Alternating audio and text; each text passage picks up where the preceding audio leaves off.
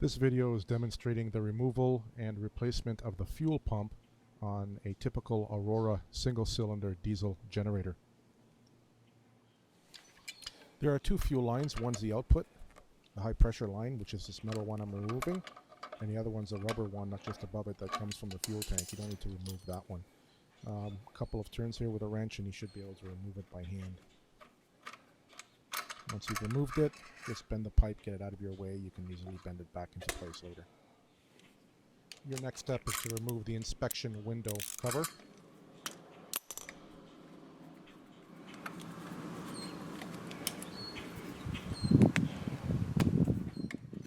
Underneath you'll find a gasket, and most of the times it'll be oil soaked like it is here and might even tear a little bit, but as long as you have a piece of it left, it should be fine. You don't have to worry about it. You can reuse it. This is the throttle control. It's normally off or on, not in between. You see it's moving inside something, which we'll see in a moment. You can release the throttle to shut the engine off, or you can lock it in the run position, and we'll get to that in a moment. The engine speed is directly proportional to the amount of fuel this pump pumps. When it pumps is the fuel injection timing. That's determined by how close this fuel pump is to the camshaft that makes contact with it and causes a plunger to move and pump fuel. The closer it is to the engine, the sooner it's going to pump. The farther away it is, the later it's going to pump. That space is critical, and the shims underneath here that we're going to see determine when this timing happens, when this contact happens. And believe it or not, these little tiny shims underneath make a huge difference on fuel injection timing. Now that governor arm you saw moving before when I moved the throttle left to right, that fork fits, or this piece right here, fits right into that fork. And if it's not sitting inside the fork, it won't be able to adjust the amount of fuel the pump is pumping. So when you reinstall it, if it's not lined up correctly, you'll have no control over your engine speed.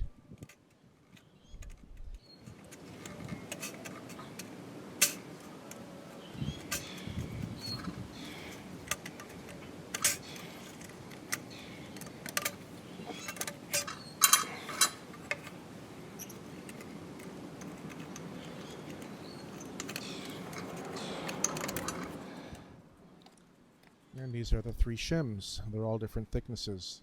Doesn't matter what order they go in, as long as they're all in.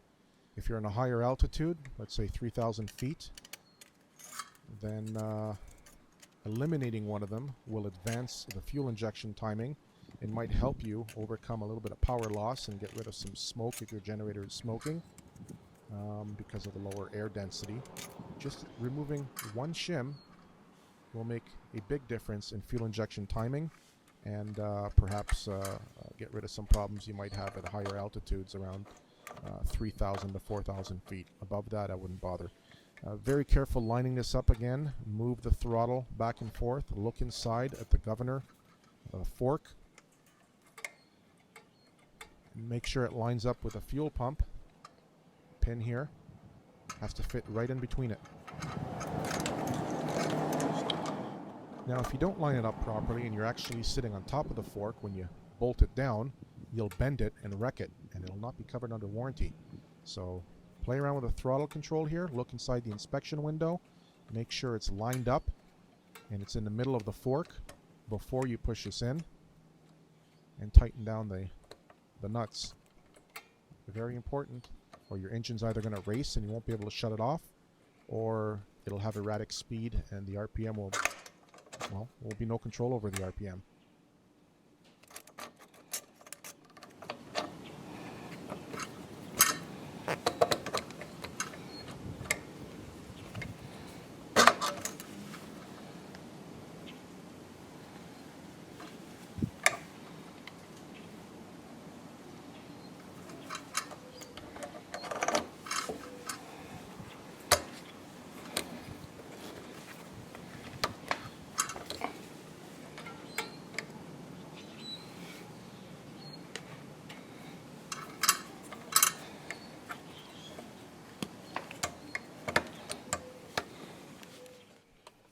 Now I had to rotate the engine a little bit because the lobe on the camshaft was pressing against the fuel pump, doing what it's supposed to do to cause it to pump.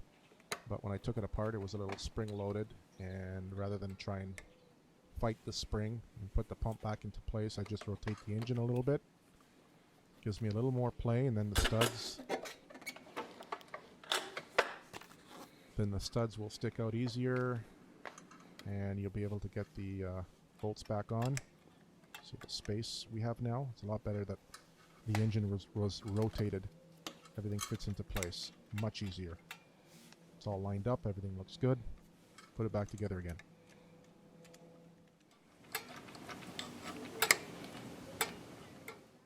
One last check. Everything's fine. Tighten her up.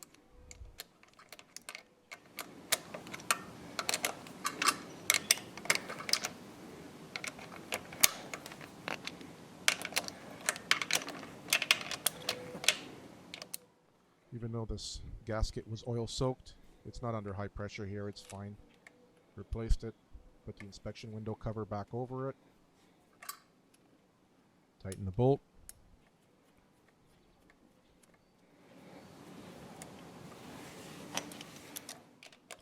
You don't need to heave down on it. The final step is replacing the high pressure fuel line. Since I bent it, it's not lining up, so you can bend it back, get it finger tight. You'll feel where it takes. Don't cross thread it. Go as far as you can by hand.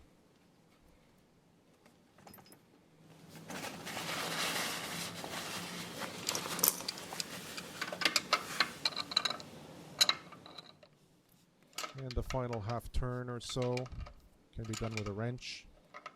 Make sure it's good and tight. Maybe crank the engine a little bit and make sure nothing's leaking. And you're done. Don't forget to visit our website for additional parts and service information and lots more videos.